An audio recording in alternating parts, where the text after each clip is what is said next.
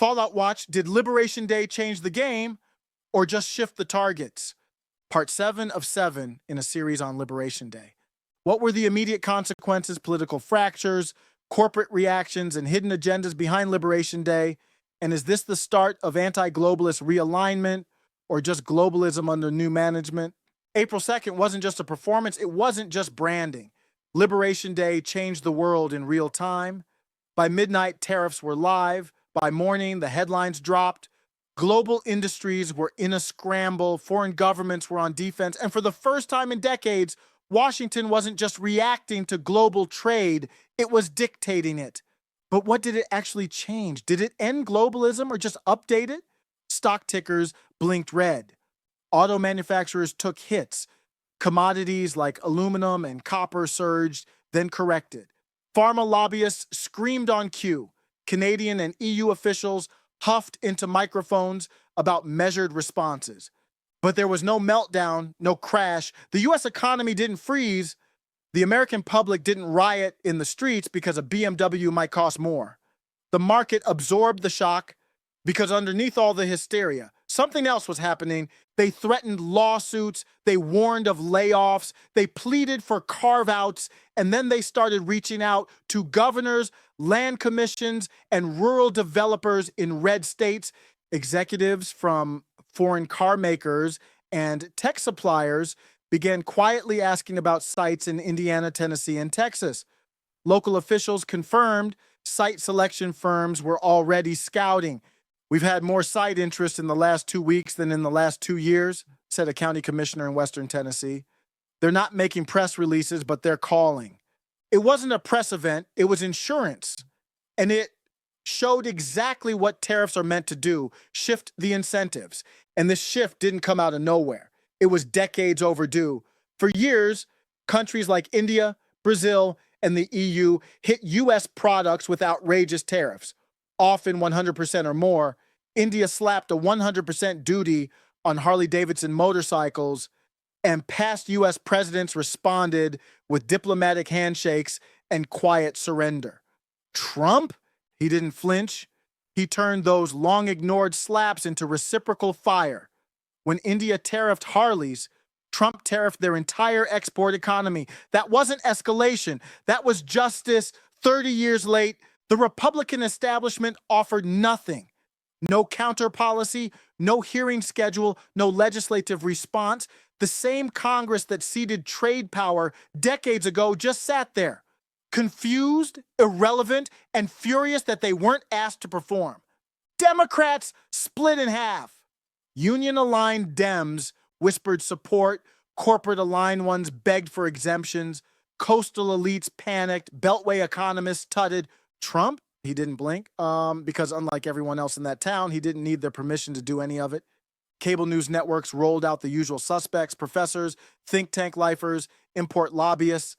The narrative was ready before the tariffs were announced. Trump's economic war will cost consumers. Liberation Day triggers global instability. Walmart shoppers hardest hit. Not one network asked why countries like Japan, India, and the EU had been running 300% tariffs on US agriculture, and no one cared. Not one anchor questioned why corporations with record profits couldn't afford to pay American wages.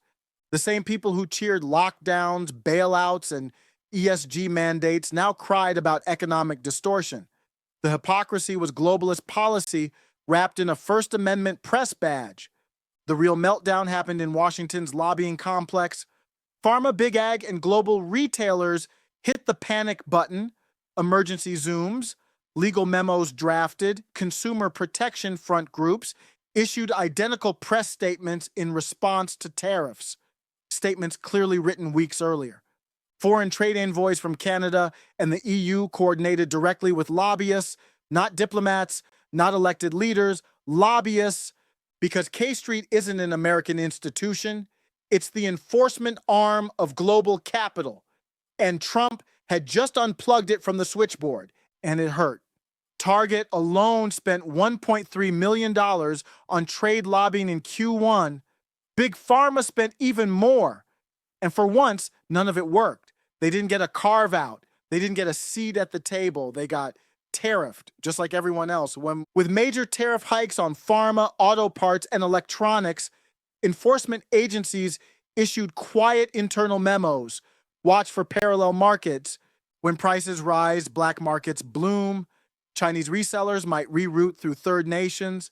Generic drug suppliers might relabel batches to dodge origin codes. Auto part dealers might skirt sourcing rules with gray market workarounds. Liberation Day didn't just raise stakes, it raised the incentive to cheat.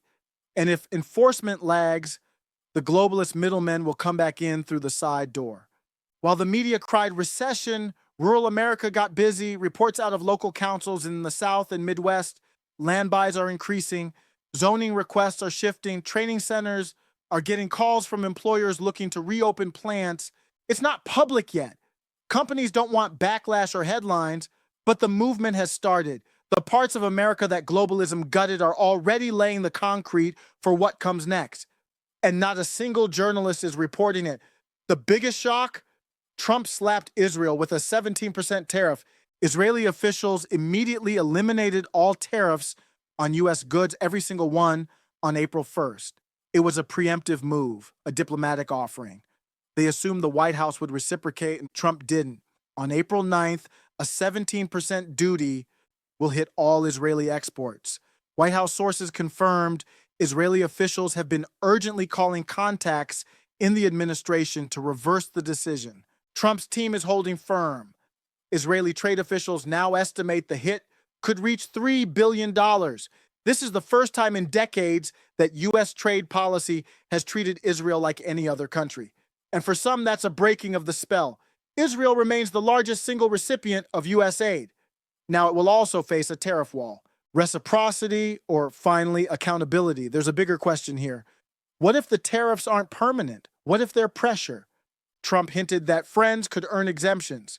The same logic used to punish China might be used to coerce new bilateral trade deals, deals not governed by the WTO, but by the White House.